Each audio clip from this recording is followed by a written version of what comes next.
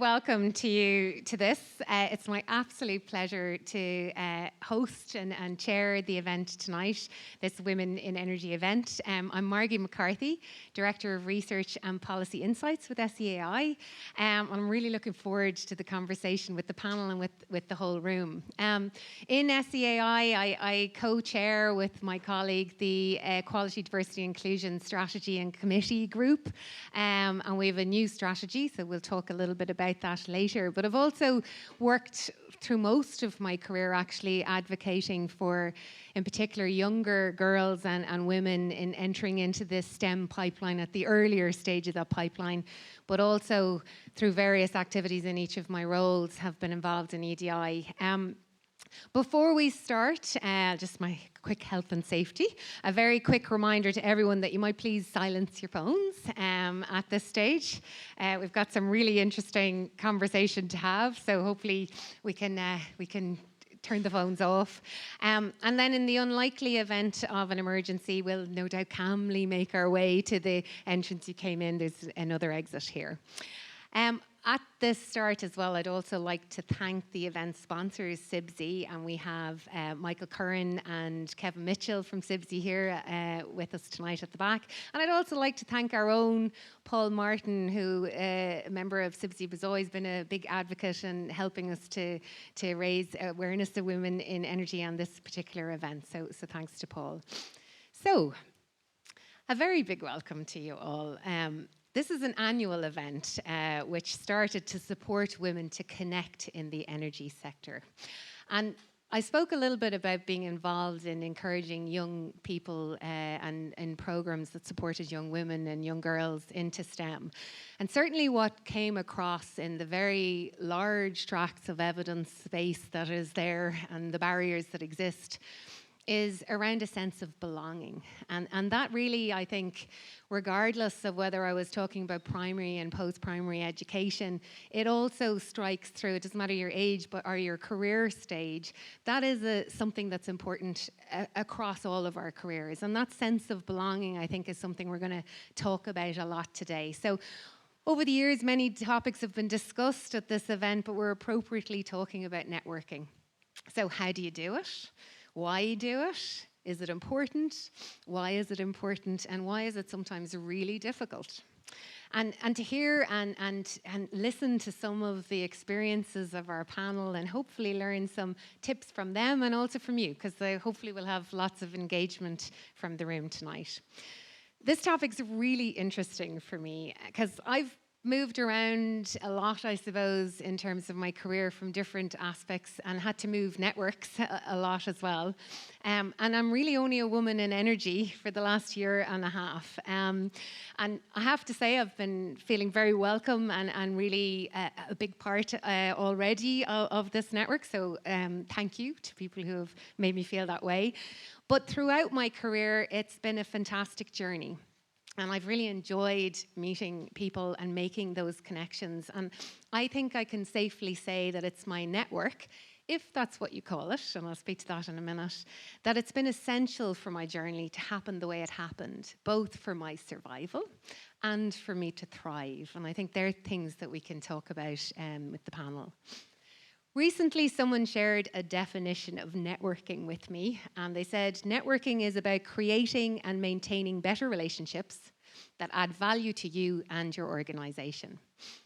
So that doesn't really ring to me, I have to admit, but the rest of the definition said, it builds confidence, it grows support, it allows you to help others, and importantly, it gives us new perspectives. Now that speaks and chimes to me. It also reaffirms our choices and decisions. So I say network with difficulty because I don't necessarily network. In fact, if you were to ask me to go into a room to network, I'd probably cower in a corner and shiver away. But I love the word connect, and I really do aim to connect. I'm madly keen to know people, know their stories, and in even a work context, know what motivates people to be in the room that we're in trying to deliver what we're trying to deliver. And a lot of my career has been in that sphere, in engagement and building bridges of compromise and opportunity between all different spectrums of society and innovation works. And that's been essential. And I think it's essential as we're going through this energy transition for us to be creative and innovative in the space. Connections are key. So ultimately, I don't look on it as a network. Excuse me, I'm going to have to get a tissue. I'm sniffling away here.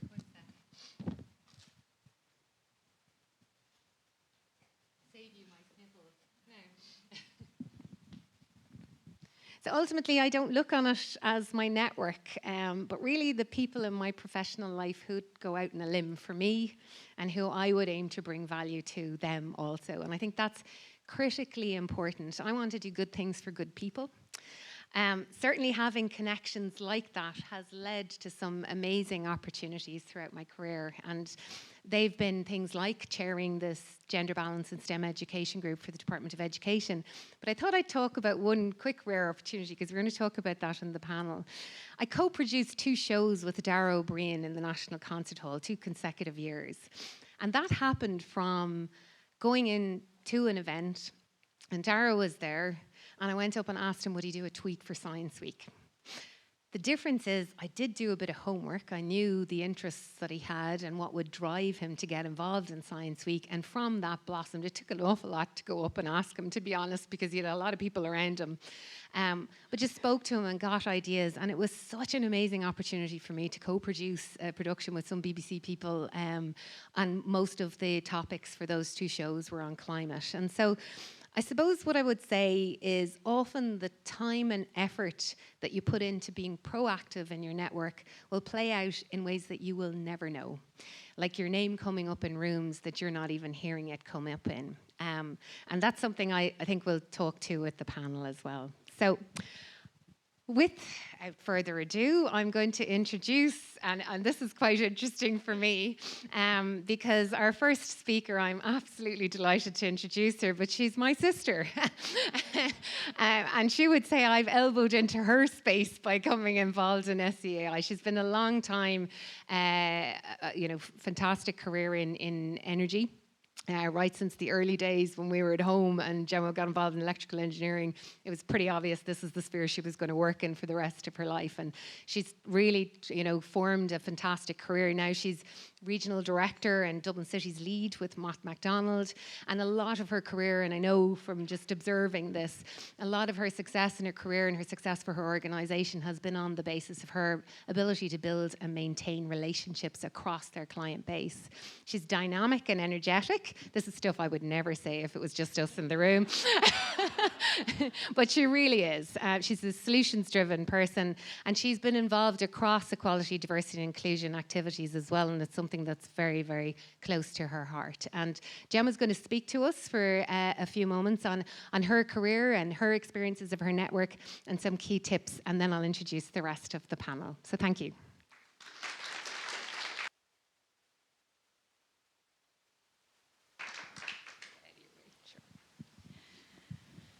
Crumbs, how do I follow that? It's always been a tough act to follow, Margie, I have to admit.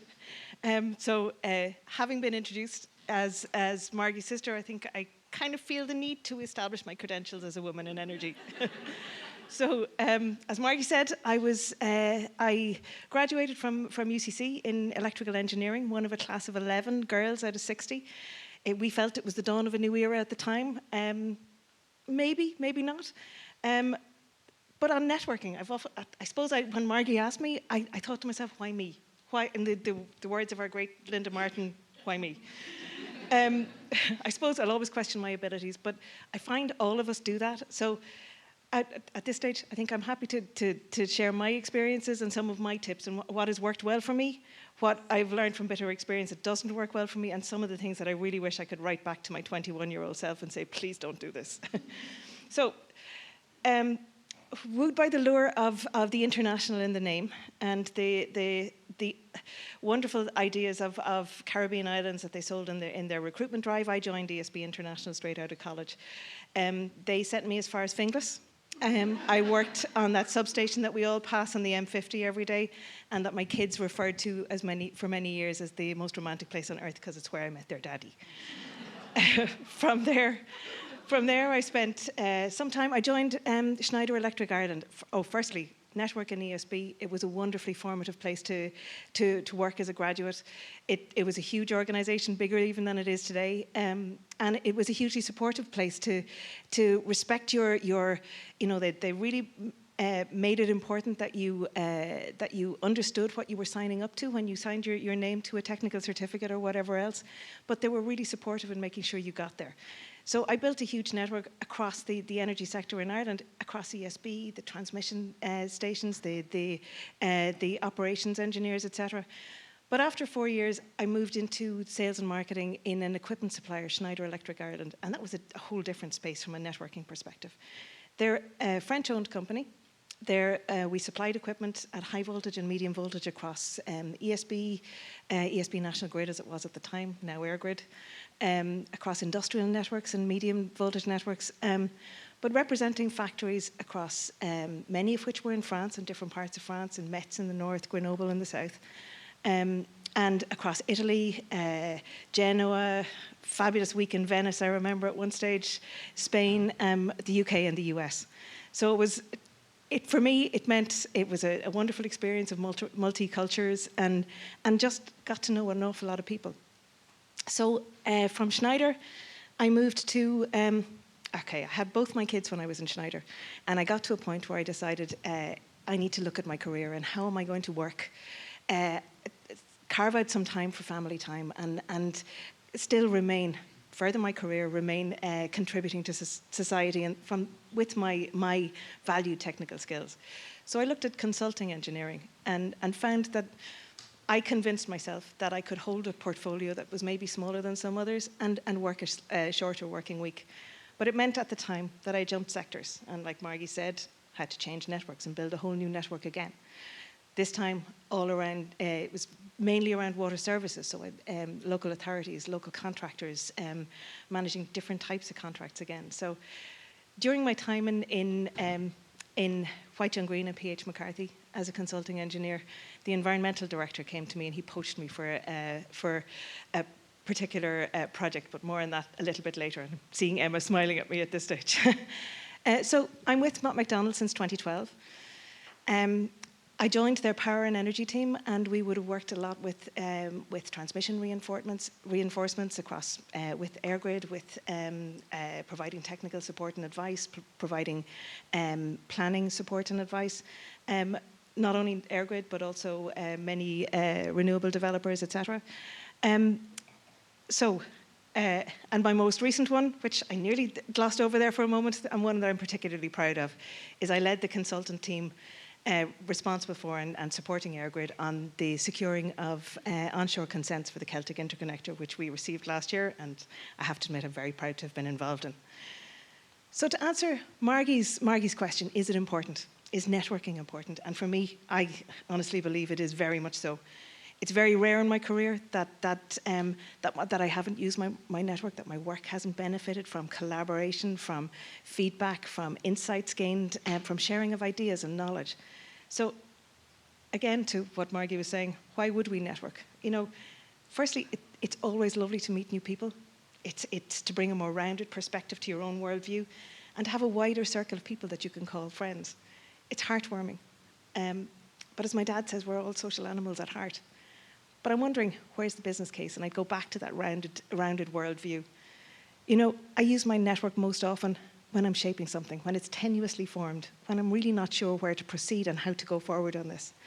I'll bounce ideas around and seek different views and ideally look for people with different perspectives to my own.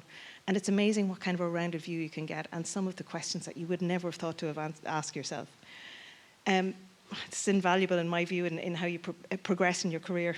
And it's also invaluable at times of unprecedented change like we're in at the moment, where we're breaking new ground, we're forging new pathways, and in my view at this stage it's absolutely essential. Also, one thing I've jotted down for myself here, it can apply to new business areas, to new technical challenges, but equally for myself particularly relevant at the moment in starting out a new role at work. Other people have forged this path before and I'm dying to learn from them basically. So having a network, particularly of different people, can be a huge support.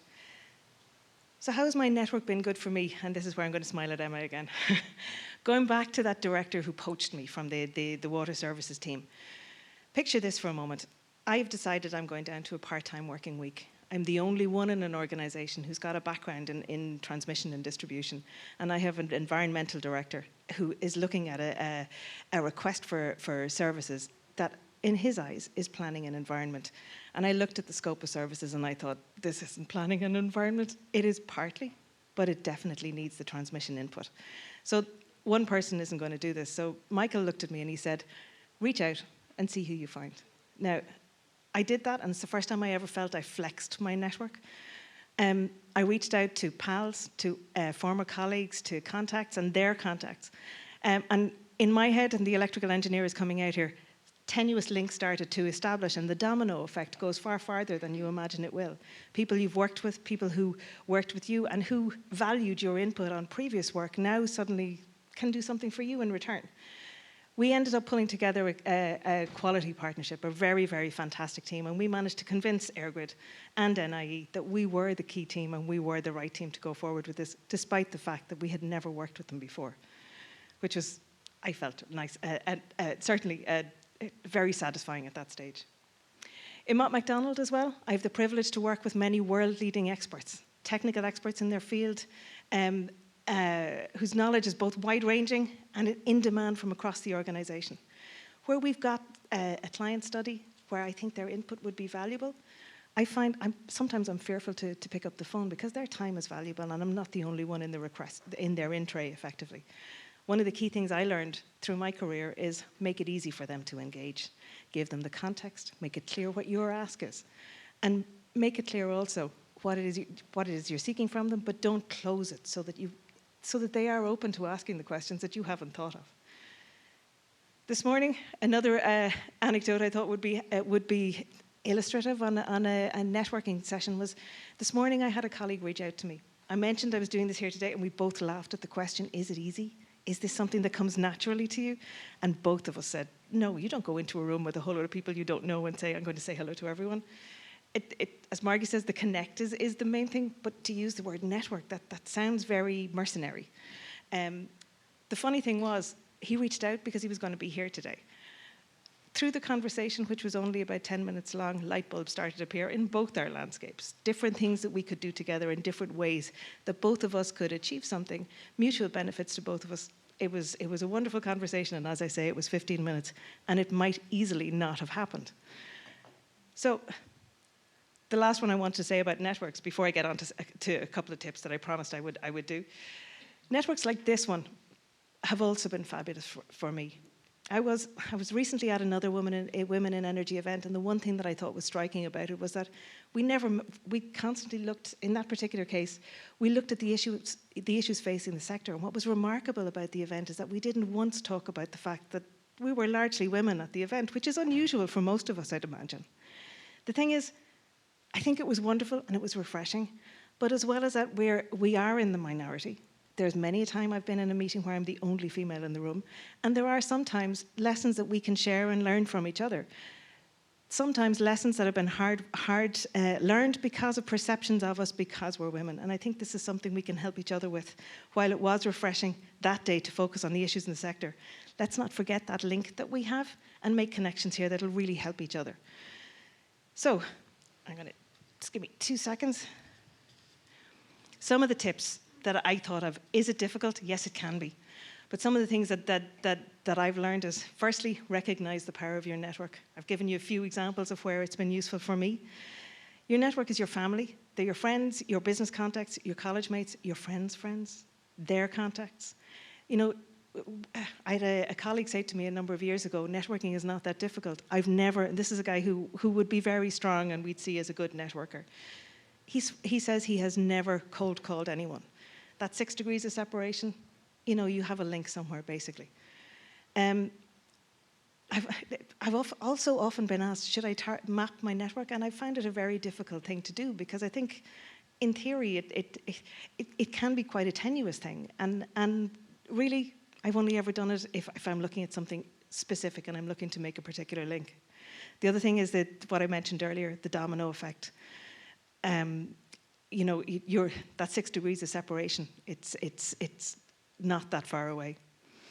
Give yourself as well the space to look around. If you have a target goal or a role model, how are they doing what they're doing, and who do they know? Is there anyone you'd like to reach out to, or but you just don't know them?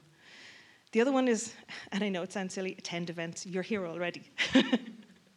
The other one that somebody said to me the other day, which I thought was a really useful piece, was think about your purpose. Why is it you want to connect? And almost sometimes articulating that and being able to articulate it is really useful.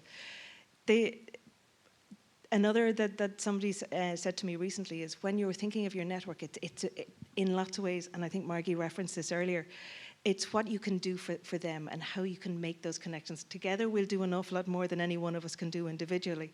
And quite often, many of us share common goals. Working together and where you can help other people out, you'll be surprised, it comes back to you in dividends. The last thing I wanted to say is make sure as well that those who don't naturally take their place are given the invitation and allow them the voice. Some of us may have louder voices, may have got there. Bring those others in, because it hasn't always been that easy to get there as such. Lastly, and I'll leave you with this, I promise. You'll never know when you need to flex that network. I'm often reminded of the golfer, Gary Player, who's quoted, when asked at an interview, "You've been very lucky this season." He turned around and he said, "Why, yes, I have, but I find, in my experience, the harder I work, the luckier I get. Building the network when you don't need it means it'll pay dividends for when you do." Thank you.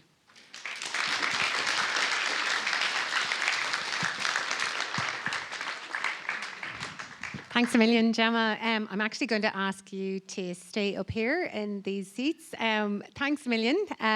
We're going to move now to our panel discussion. So I'm going to invite Gráinne Kennedy, Climate Action Coordinator with Waterford City and County Council, and also co-founder of She is Sustainable in Ireland. Georgina Malloy, who's Chair of Engineers Ireland Women in Engineering Group and also Concerted Action Programme Manager with the EPBD side in SEAI. And finally, Shreya Gandhi, who is a data scientist in energy modelling with SEAI. So if I could invite everybody up and just remind our panel, we decided to get rid of the table here at the panel, make it a bit more informal conversation, but your waters are at the end, underneath your chairs, so just to remind you. And we're going to share, I think, Georgina, you and I share the mic, and if you want to share the mic over on that side. So before we go into any major questions, Gemma's told us a little bit about herself. I might ask each of you just to tell us a quick whistle stop of how you've been involved in energy and your career and background. So, Gráinne, I might go to you first. It's lovely to be here and lovely to see so many familiar faces. I qualified, I came in like a real sneaky person through science. I was not an engineer or anything like that, and I ended up in 2008, everything went haywire, and I went back and retrained in energy with Crowley Carbon, and then went to the UK and worked in the UK for a long time, and now I am in Waterford City and County Council with their climate action team. So that's my background. Who would like to go? You could tell us all about She Is, I think. Oh yes, She's Sustainable, yeah, the reason why I'm up here. Yeah, and Shreya. Yeah, hi. So I would like to start by saying thank you. Am I audible? Yep. Yeah. So this is my first ever in-person all-women event in Ireland. So thanks for having me here. And I am currently working as a data scientist with the energy modeling group at SEAI. I come from India, and I did my bachelor's in mechanical engineering back in India. And I worked for over 3 years with Accenture as a software analyst before moving to Ireland. I had this inclination towards the subject data analytics. So that's what got me to Ireland. I moved in 2020 to pursue my master's in data analytics from Dublin. Certainly not the best year to pack your bags and get your life to a new country, but then I had like my admission and everything sorted, so I just came to Ireland with a head full of dreams to explore new opportunities, meet new people, and learn new skills. So yeah. Thanks, Shreya. And I'll go to you, Georgine, with our shared mic. Thank you. Hi, everyone. Thanks for coming. It's lovely to see so many people here. My name is Georgina Malloy. I'm a structural engineer and I graduated from DIT Bolton Street 22 years ago. I'm a chartered engineer and I worked for the first 8 years in design consultancy. And then the recession hit and I had to reach out to my network. And they were all saying, we don't have a job either. So I moved into temporary works design and scaffold design, working in-house for a contractor. So I was a consultant for a contractor. And I worked on a lot of old buildings. So a big client of mine was the OPW, and I got to work on beautiful buildings, the National History Museum, the Four Courts, Kilmainham Jail. And while I loved structural design, it was quite limited in terms of the decision making around sustainability. And so I love the old buildings and I love the retrofit. And I thought, how can I get more into the sustainability side of it? So 2, 3, 4 years ago, I decided to just put the feelers out and see how I could get into sustainability. And I was really broad in my thinking. And a job came up in SEAI for a program manager for Energy Performance of Buildings Directive. And I got that job. So never looked back. I'm delighted to be here. Thank you. Thanks so much. So we're still, I'm thinking particularly in engineering, because Georgine, we were talking about this, we're still, when I was working in Engineers Ireland, it was 11% female, the sector. It was, I think, 9% in the technology field. Energy, we didn't have stats that covered the full gamut of professions that were feeding into energy, but it was largely in the engineering, science and technology fields. So we haven't jumped a huge amount since. So I suppose on the theme of networking, both you and Grania have been involved in the setup and the organisation of networks in different ways. So can you talk to us, maybe I'll go to you first, Grania. Tell us a little bit about what motivated you to do that and how you went about it. So when I left Ireland, I've always cared really deeply about climate change and environmental activism and all that kind of thing. I felt I was the only person in the country who cared about these things back then. I didn't know any of you guys existed. I was off on my own, and I left and I went to the UK. And one of the really good things about working in a university in the UK is they have these great networks of being like, oh my God, we have no idea what we're doing here. What did you guys do? And like people just give play by play like what they were doing. So anyway, this was a really, I thought, I was like, I'd love to get back to Ireland, but I'd love to feel like I have these networks, and I had no idea how to go about it. And then a friend of mine went to a conference in London, and it was 3 friends who all work in different areas in the sustainability field. So a really fascinating lady called Solitaire Townsend, who is a marketer and markets to, but like is really changing that world. The second lady was Becky Willis, who is a policy advisor for the UK government. And it'll kill me to this day, but I couldn't find the third lady's name on the thing. But anyway, so the 3 friends sitting at the kitchen table, absolutely burnt out, thinking, oh my God, how are we going to handle this? How are we going to do it all? And they decided to organise a conference because they were like, if we're sitting here burnt out, there are tons of other women that are the same. So they organised this conference in London thinking it was going to be a one-off. My friend went to it. She brought it to Cambridge. I went to it in Cambridge. I brought it to Dublin, which is the She is Sustainable. Sorry, this is the name of it. So the whole thing around it is, it's about connecting people working in sustainability, but also kind of recognising that burnout, that kind of passion for the work, but also being completely overwhelmed and also feeling like, oh, I might be the only one in my area looking at this, but actually getting people together and be like, oh no, you're not. There's loads. So I, for some reason, thought it was a good idea to organise 2 conferences in 1 year in Dublin. So the first one was in the National Museum, the second one was in Trinity. And then from that, it's kind of, I organised as a volunteer, and then Tara Shine, Madeline, I'm completely blanking on names this evening, and Rosemary McSweeney brought it to Cork, and they did it in Cork. So it's kind of a bit of an organic thing. And then, you know, every now and again, I'd go on LinkedIn and be like, does anyone want to do something? We all go for lunch. And then, like, people will rock up. So there is a LinkedIn group. It's not as active as I'd like it to be because it isn't an official group. And people say, oh, you know, what's the SEAI Sustainable Organisation? I'm like, it's me. but like there's other people in other places. So that's how I managed it. It was kind of a need of me to really connect with people across the way in Ireland who were doing this brilliant work, and it really, I wouldn't be sitting here, I wouldn't be in the job I'm in, I wouldn't have the connections and the great friends I would have if I hadn't have thought that this was a good idea to do. So. And can I ask, so you were talking about the burnout side. I mean, that's a big part of, isn't it, when you, that kind of, not problem shared is a problem halved. Whoever said that didn't have big problems. But I'm only joking. But like, was there a sense of that? Did you find that setting up She Is Sustainable, actually sharing those experiences helped? I think as well it was of the time, because it was 2018, I was 2017 when I went to it in Cambridge.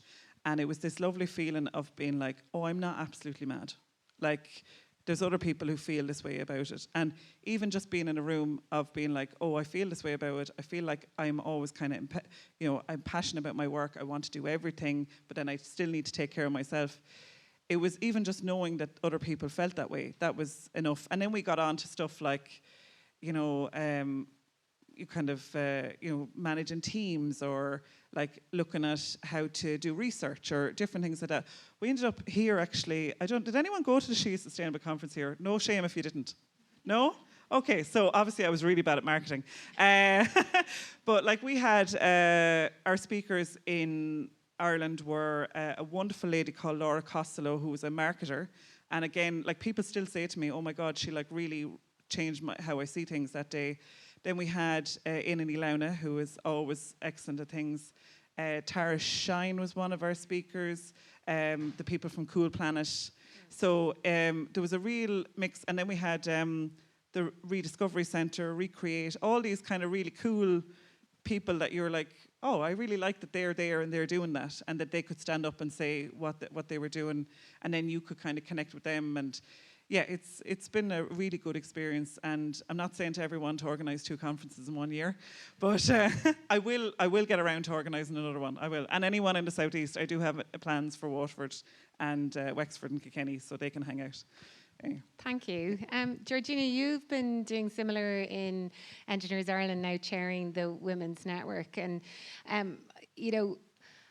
I suppose what motivated that to happen, knowing so much has been happening in the engineering space for so long? And I think one of the papers I was reading on in background to this said that there was this group, kind of like She Is Sustainable, called Girls Lounge in the in the US, and they set up because it was a group of engineering women who just felt they were always going to conferences and they were the only woman in the room, and so whilst they wanted to go a network, they felt like they couldn't. They didn't know how to break it in, and it really became a network where you almost reached out to somebody and said, will you come to this conference? And it just built that confidence to be able to go in. So can you tell us a bit about the Engineers Ireland Network and what motivated there?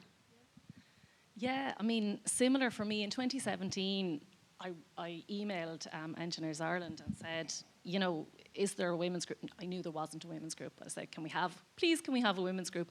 And it's lovely to see how the attitude has changed in 5 years, because the response really was, Jesus, what'll happen if the women get together? Like, no way. Joanna, it was a closed door, to be honest. Not to Engineers Ireland have been amazing, but it was a closed door 5 years ago. And it was kind of maybe she'll just go away kind of thing. And I met another woman, Colette, and we just kind of kept pushing on the door. And we had to put a proposal together. We had to bring it to council. The hoops we had to go through to get a women's group was actually unbelievable now that we're here and we're together. So eventually we did it. But it came from the fact that I was the only woman in the company. Like, I was working for a scaffolding contractor, was the only woman. I had no other woman to talk to. I went through 2 pregnancies on site and some terrible experiences of being pregnant on site and having no one to kind of look at me and say, do you want a glass of water? The men just didn't see it, and no one to talk to about things like that. We're 550 people on the LinkedIn group now, so that's amazing. We have at least 4 online events a year, and we've moved beyond just the women in engineering now. We're realising that, white women who've grown up in Ireland have a huge network, and that is a huge privilege. And we realise, like, to Sharia, that's amazing that you're on the panel today, because you're not from Ireland and you don't have the network that we have. And we, as in Engineers Ireland, we really want to help people who don't have the network. And I see you brought your 2 other Indian friends here who work in SEAI as well. And that is what it's about, you know, bring your people with you. And being the only, like for years, we've been the only woman on site, the only woman in the room, the only woman at the conference. And now you're the only Indian woman on the panel. And we all need to acknowledge that we need to, you know, reach out to the onlys. Thanks a million, Georgina. Actually, that's a really nice segue to Shreya. So, Shreya, we were talking in last week in prep for this, and we were saying exactly that. I was saying, like, when I go into a room, it's this, oh, where'd you go? Trinity? Well, I went to UCC, or, you know, this kind of conversation where you have something, or even which team did you follow, or whatever. It was different for you. You made a decision to come to Ireland, but you were breaking into the energy side. It wasn't even where you were coming from when you were working in Accenture in India. So, like, how has that been for you? Like, how easy or difficult has it been for you setting up your own career network here? So I would like to start by saying that when I first landed in Ireland, level 5 restrictions were in place. So you could not go, like literally go out of 5-kilometer radius. And I had come with an impression that I'll go to college, I'll make new friends, I'll meet new people, I'll network, but then those opportunities were all limited because of the restrictions in place. So I started with my basics, like I updated my LinkedIn profile, small things like putting up a profile picture on my LinkedIn account, updating my academics, updating my skills, then started reaching out to people in the industry. I had no networks in, no connections in the Irish market. I had some connections in the South African market because that was my client back then when, when I was working with Accenture India, I was working with South African client who, like you all have must heard about Vodafone. So that was my client back then. So I come from telecom background. Energy, I had no idea about the energy landscape in Ireland, or, I mean, like literally no idea about what the different terms were or how it is here. So I started from scratch. I started leveraging my existing network, I would say, like the alumni network that the college provides. So I started leveraging that. And I happened to attend one of the virtual events that was Women in STEM. So that was one event that opened many avenues for me. I connected with a lot of wonderful women who then introduced me to their, extended network. So that's how I started my networking journey, and that's how I got my spot in the Irish market. Okay, brilliant. And like Georgina says, it's great to see our SEAI colleagues joining in, and that is essentially what all networks are really important for. So like that's something for us all, I think, to take on board, is how do we ensure we're including everyone that we see in the room and being open to the conversations. It's not just you're feeling a bit unsure about being in the room. Probably a lot of other people are as well. And it's just something I think to remind ourselves about all the time. One of the other, people who know me know I am a TED Talk fiend and I love reading articles. So when I was preparing for this, I got really down deep rabbit holes in some of the content. One of the things that was talked about women networking, this was published in a number of papers, is that something that was found was that working hard wasn't working anymore. You get to a certain stage in your career and that's just, it's going unnoticed. Not that it's going unnoticed, but it's not really helping you to go further or even go sideways, whichever way you want to go. And ultimately that connections create confidence. That was a paper that was called Connections Create Confidence. So it's self-fulfilling. The more people you know, the more you'll put your hand up for things because you'll feel that confidence to go. So Gemma, I'll just say, you talked a little bit about various opportunities that have you felt that in your career?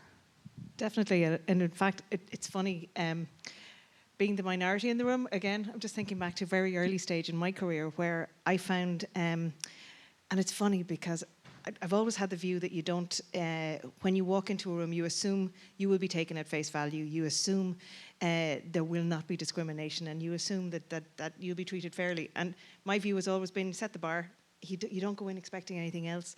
The thing is, if you look out for it, you'll probably invite it. So I've always approached my work like that, and it's worked for me, and it's meant that for most of the time I've had very rare experiences. But I'd one very early in my career, which surprised me, which was born out of good intent. I have to admit, it came from. I was about 2 or 3 years out of college. There was a job went up on the board for a commissioning role in Malaysia. I was about 24, and I didn't get it. And one of the guys who was about a year behind me, graduated a year after me, he was appointed and he went out to the role. And probably weeks afterwards, I thought to myself, maybe I mightn't have, but regardless, it would have been a really good, really interesting opportunity. Months later, I was at the Christmas party, and my boss at the time said to me, I just couldn't do it. I have daughters your age. I couldn't possibly. And it was well-meaning. And at the time, I thought, I can't possibly hold this against him. But actually, thinking back on it, I needed to have that freedom to go and explore Malaysia and see what it was like. But like you say, that the creating confidence and the creating connections, having... Where I've seen that happen elsewhere, I know by having a network and by having connections outside of the immediate room, what it does is it gives you that confidence to challenge. It gives you that opportunity to see what is going on elsewhere and to bring the conversation back to it. I think at the time, that's one example. I have seen other similar types of things happen elsewhere in my career, but definitely having network outside of the room. And particularly networks like these, I think, really help you when we're, as I said earlier, when you're learning from painful experiences that you have experienced because you're female. Having others in the room who know who can point you in the right direction and maybe suggest different approaches can be really useful. Thanks, Joe. I'm going to turn to something around organising networks again, because another, I suppose, study that I was looking at talked about how in some cases, this isn't it, women, obviously in some cases, women's aspirations and career progression drops mid-career for some, and the reasons are quite documented and they include isolation and disconnection. So again, to our theme on networking. And what the blockers are, so this the kind of higher top scoring, I suppose, blockers there are gendered modesty, so and underselling value, so I suppose imposter syndrome and not feeling confident enough to actually air your opinion or your voice in a room. Reluctance to leverage connections for personal gain. And funny enough, I went through a couple of these with some colleagues, both male and female, and they tended to agree, yeah, that is traditionally, not in all cases, again, nothing is ever in all cases, but traditionally these are things that women will probably experience more than men in a room. And then there's also perceived threats. So going in and being the only person in the room, we're kind of brought up to be almost protective around that. I don't think Gemma just spoke that we didn't really have that in our house, but that's certainly something that I've seen in different experiences now in organising events. So when you've been organising events, I might go to you, Grania, and She is Sustainable. Were these things that you thought about in the event, and how did you try to overcome them for Della? So organising it to help people. Do you mind repeating the three? Yeah, Sorry. yeah, no worries. Really, so there's things that affect us are infect us. Oh yeah, so imposter syndrome, making sure you're making a room comfortable for conversations to happen. We had a whole topic all about imposter syndrome. We had a researcher come in and present on it, and the lesson in imposter syndrome is if you have it, you're not an imposter. Because there's actually a great TED talk about a guy, and he's like, go into like Woody's and pretend to be someone dealing with the like whatever panels or whatever it is, and then when they kick you out, that's an imposter. If you're someone who's qualified and someone who's chosen you to be in the job, but it is this thing that that is completely it. And when I went for my job in the university, the day of the job, and I wish, and I say this at every networking thing I have, there is research around that women will only go for a job if they feel that they've got 90% of it covered, and men will go for a job if they've got 60%, because men recognise that you will learn on the job. Everyone learns on the job. And I read an article about that the day that I wasn't going to apply for this job. I went for it, I beat 111 people to get it. And it was only afterwards I said it to a colleague of mine. I said, I actually wasn't going to go for it because I didn't feel I had all the qualifications. And then she told me about the 111 people who'd applied for it. So that is a big thing that we do cover on that. Sorry, go back on the others, because I was so enthralled by Marky. I was like, but I'm going to answer a question on this. And what were the other topics? That's perfect. No, Great. and like Georgina, I don't know, are there things that you organise in the Engineers Ireland network to try and alleviate or create the best environment for people to network? Yeah, I mean, because we started at the start of COVID, everything we've had has been online so far, but what we do is we always have breakout rooms. So we try to keep maybe 3, 4, 5 people in a breakout room online, and it's just kind of like, this is a safe space. And often we don't have a theme, we just have a random talk, or like we call it bitch and brag. So safe space, say what you want, and like it's amazing the conversation turns to, what do you wear on site, and like where do you put your bag when you have to go up the ladder, and how the women's toilets are always locked, and where, stuff like this. So it's like, yeah, just about kind of when one person says the silly question, then it snowballs and everyone starts talking about the silly things, and yeah, exactly. And like I've learned, I think we can learn so much from men, like you were saying, because the previous boss that I had was a very masculine man, and what I learned from him was he wasn't an engineer, so he had to trust me because I was doing work for him. He couldn't question me because he wasn't an engineer. But he used to always say to me, I don't know. Like, I don't know what you're asking. I don't know the answer. And I thought, Jesus, imagine being the director of a company and saying, you don't know. Like, I'd never say that. But women, as a woman, oh my God. And I thought, right, sure, if the director can say I don't know then. And I've taken that into SEAI with me. And I say to people in SEAI, I'll have to look that up, But it's taken me 22 years to say, I'm sorry, I don't know, I'll have to come back to you. Thank you. Yeah, absolutely. Actually, I'm going to steal a moment because I'm supposed to be asking the questions. But on the imposter syndrome, something you really, really struck me there. So I've worked throughout my career. I've kind of changed quite a lot in terms of the sectors I've worked in and actually the function of the work. I went from engineering design and then business development into the professional organisation and kind of policy advocacy, then went into research and impact and now in SEAI. And I always remember I went for a senior role in one of in my previous organisation, I'll say in SFI, and was appointed to the role. And I don't have a PhD. I've worked in research for the last, I don't know how many, is it about 12 years now? And I don't have a PhD. And the company, really, everybody who rose through to the senior level roles tended to have PhDs. And I remember being appointed to the role and for the first few months, feeling like as if I needed to know absolutely everything that everybody else knew in the room. And instead of bringing the value set that I had been appointed to the role to bring, I started trying to copy what everybody else had been in the room. And somebody very kindly took me aside, a very senior person on our board, actually, and said, you were appointed to the role because of the skill set that you bring, not because we have a lot of the other skill set. And it's not that they didn't, these are amazing people, really good, fantastic teams I've worked with all my life, but it was the skills that you brought that we wanted. So stop trying to mimic everybody else's roles and just concentrate on those things that you bring. And I think, I don't know whether that's something that other people suffer from, but it's certainly something that made me go, oh, okay, now I really get the imposter syndrome. That's what it means for me, is stop trying to be what everybody else is and just value what you're bringing to the table. So Gemma wants to come in. Sorry, and yeah, big debates always at home. It just struck me when you were saying that the real value in diversity, and I know it was one of the things I was saying earlier about seeking out different perspectives all of the time. When you have those different perspectives coming and looking at whatever challenge is in front of you, you start to see the blind spots that all of the same people will miss completely.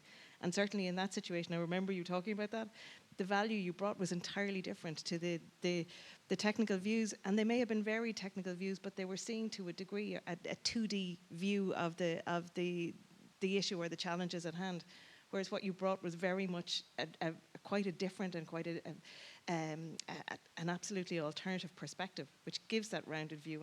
And hopefully what you're trying to do in that situation is to build it out to try and, plug up the blind spots more than anything else. And I'll get her the biggest Christmas present for saying that. Look, I'm conscious of giving people a chance to ask questions. I have a couple of more things here, but we also wanted to give people a chance to practice what we're talking about here. There's some things at the table, but is there anyone who'd like to ask a question at this stage? No? Yeah.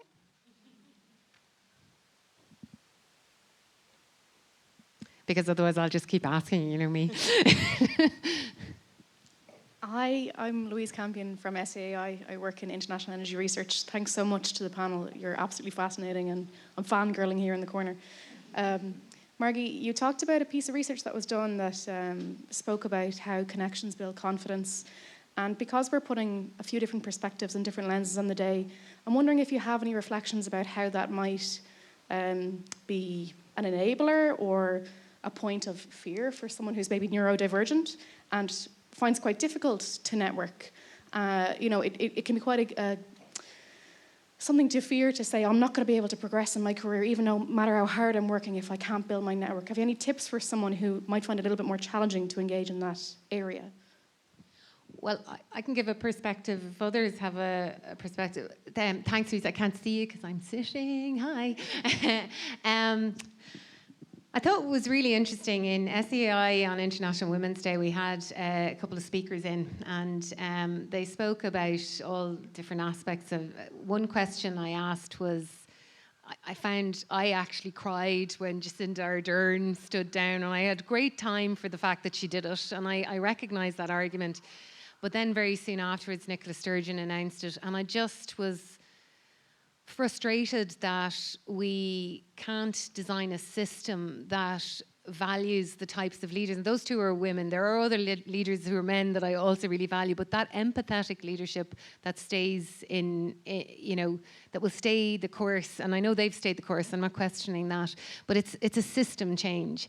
And I don't know whether you were at it, Louise, but somebody, one of our colleagues responded, because the panelist said, yeah, but we need to speak up, we need to change things. And to what you're saying, not everybody can speak up, and we can't, system, structure-wise. That's what my question was.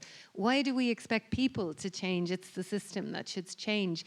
And one of our colleagues responded by saying that there's this, I looked at it since, there's a YouTube video, I don't know whether anyone has seen it, it's about a leader, it's a leadership video, but it's actually a guy at a music festival, and he's doing this mad, crazy dance. I don't know if anyone's seen it, like mad, crazy dance. Nobody is dancing with him.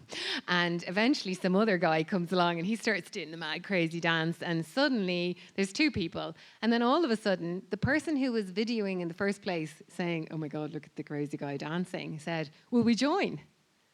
And there's this big, huge gang of people all dancing and really enjoying the festival. And our colleague said that not everybody has to be the person who speaks up, but you want to support and follow those people who speak up. And so I suppose what we need to do is the people who are confident in the room and have that ability to speak up, that we make sure that situations are inclusive, that they are recognising those who can't or don't have that ability to be able to speak up themselves, and their work is valued in the same way. So that's a long way of answering it. I just thought that example was really brilliant on that day. I don't know if anyone else has anything else they'd add to that? Yeah.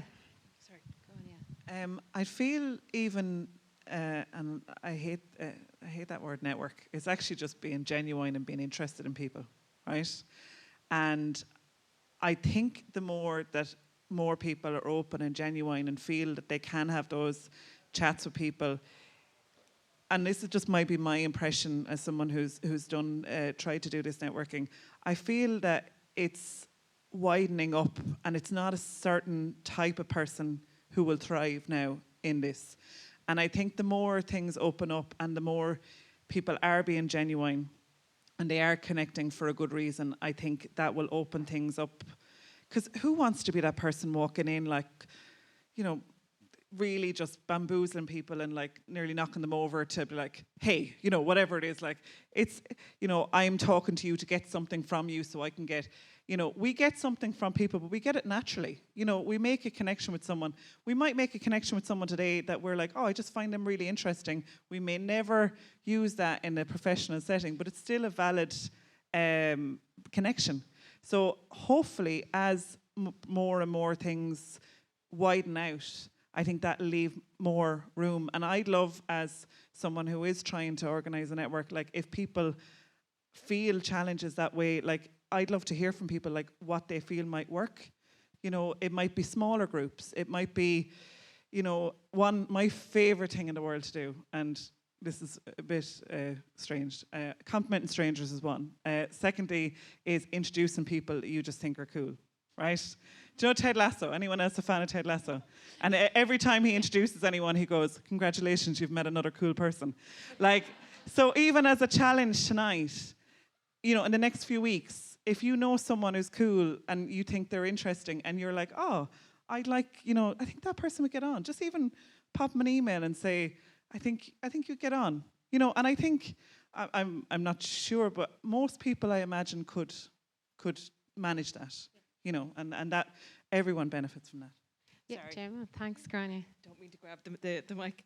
I was also thinking when you said Ted Lasso, I don't know that one in particular, but Have I Met Your Mother? Have you met Ted? For anyone who doesn't know, one of the characters is trying to introduce his friend to anybody, and he just goes, have you met Ted? And then he walks away.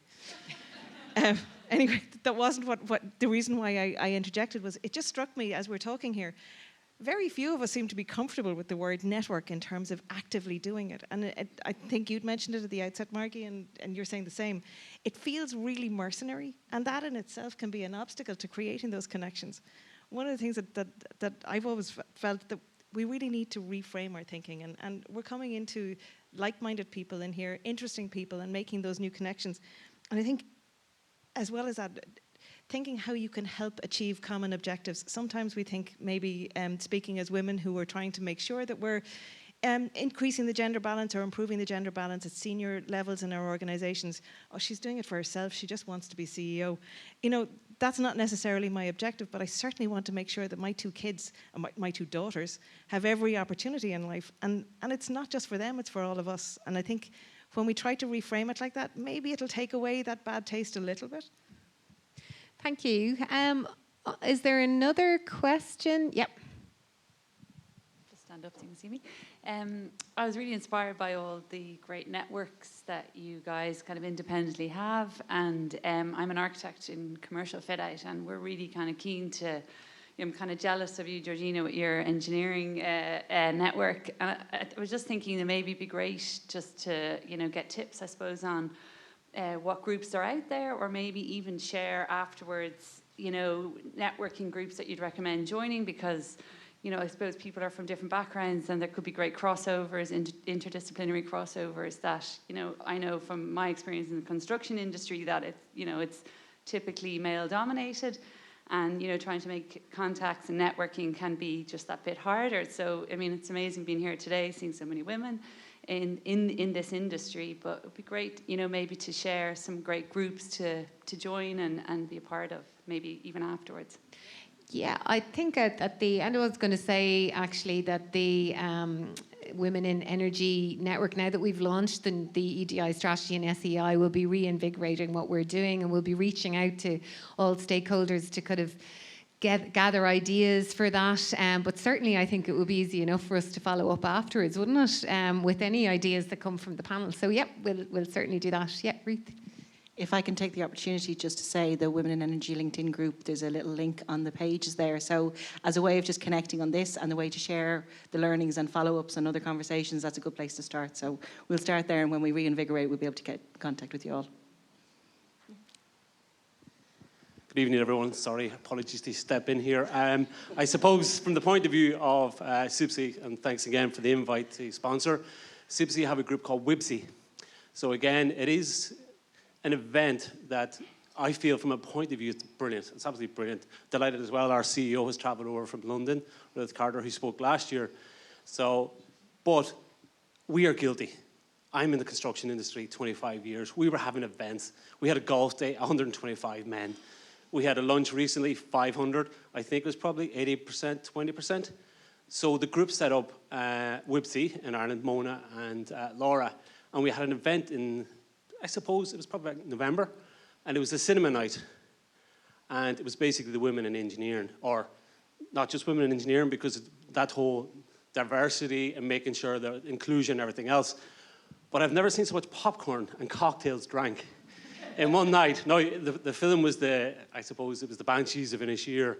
So it wasn't really a great film to me think. But again, there is a lot of collaboration now between SEAI, RAI and Engineers Ireland, and even the Association of Consultant Engineers. So there is a wide group out there.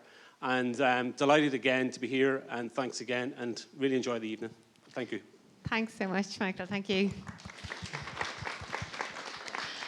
I'm conscious Ruth's going to kill me if I go over too much time.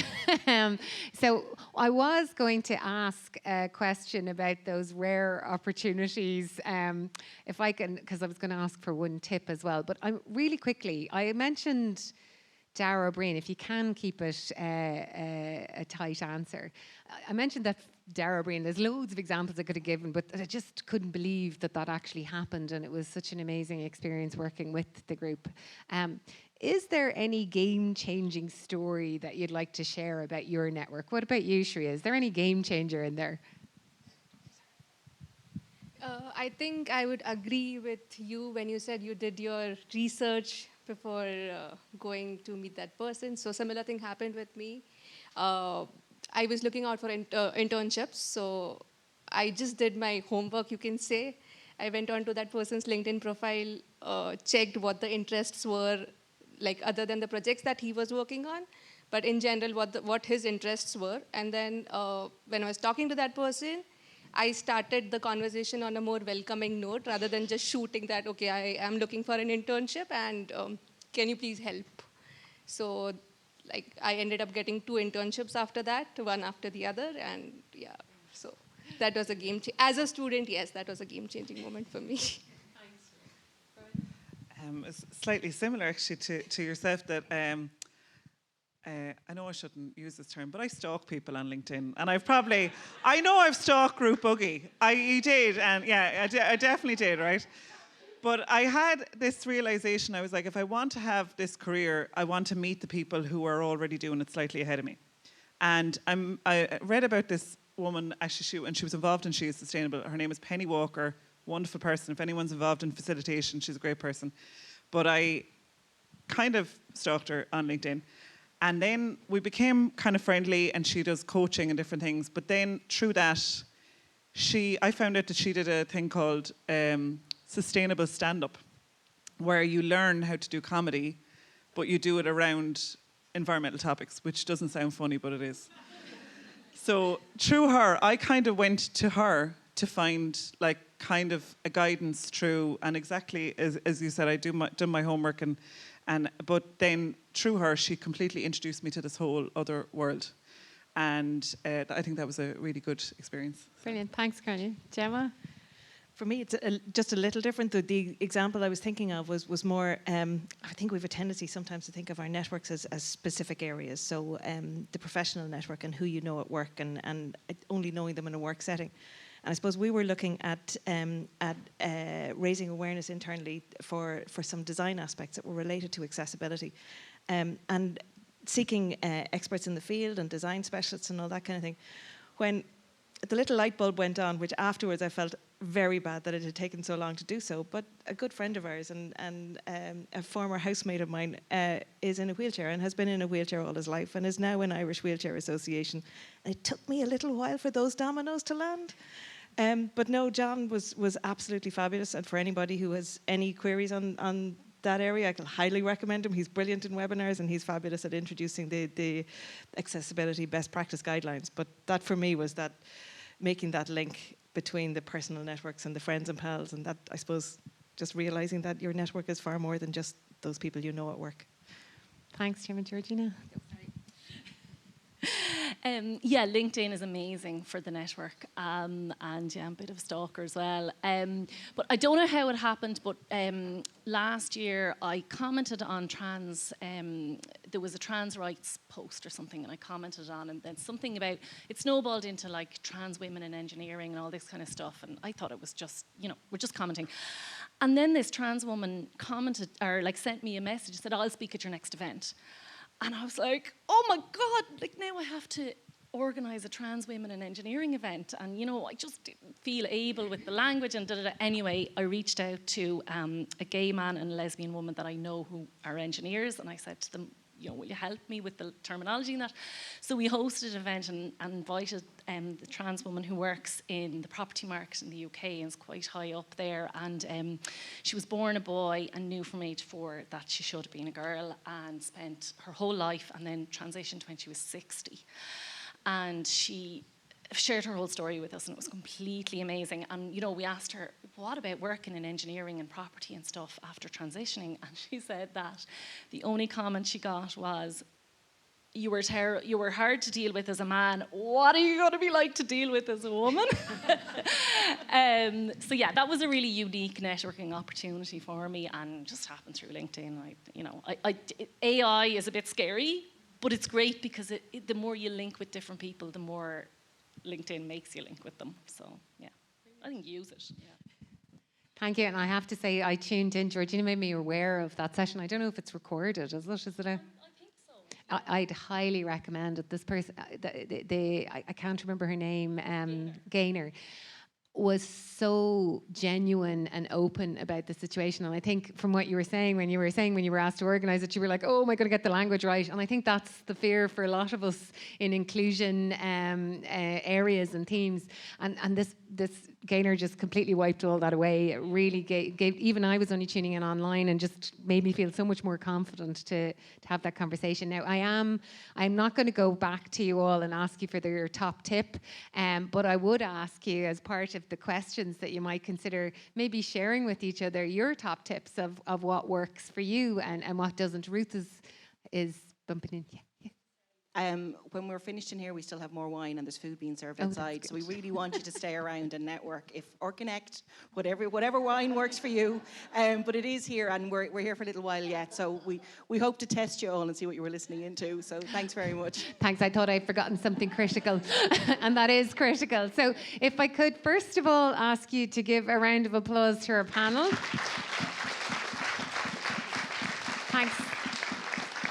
Thanks for making my job so easy. And then I'd really like to say thanks to Ruth and Matty, who are involved, and Ellen, I think, in the background as well, involved in organising. And then also to Anya and Nicole and Louise, who put a lot of effort into organising this, Louise in particular on the LinkedIn on behalf of the whole group. As I said, we've been, big clap.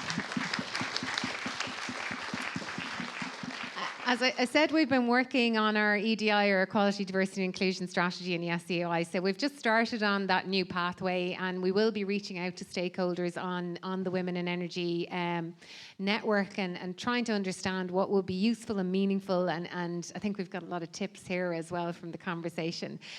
So if you would like to reach out with any ideas on that, please do. I think, Ruth, you were saying you're core central contact for the moment, but we'll be kind of coming back with more news on that, hopefully in the near future. So as I said, there's some suggested networking questions on the table. So please do stay and have another glass of vino and put in practice some of the tips. I'd like to end with a quote from my ever wonderful Maya Angelou. So I love her words always, and I just thought this might be a nice thing to think of as you're going into your conversations, that people will forget what you said and people will forget what you did, but people will never forget how you made them feel. And I think that's kind of the essence of all of us talked about. Networking makes us feel a little, but connections and relationship building and friendship building, that's something that resonates. So it's just an important reminder for us to build effective, meaningful connections. And hopefully tonight is a good night for that. So thank you very much, everyone.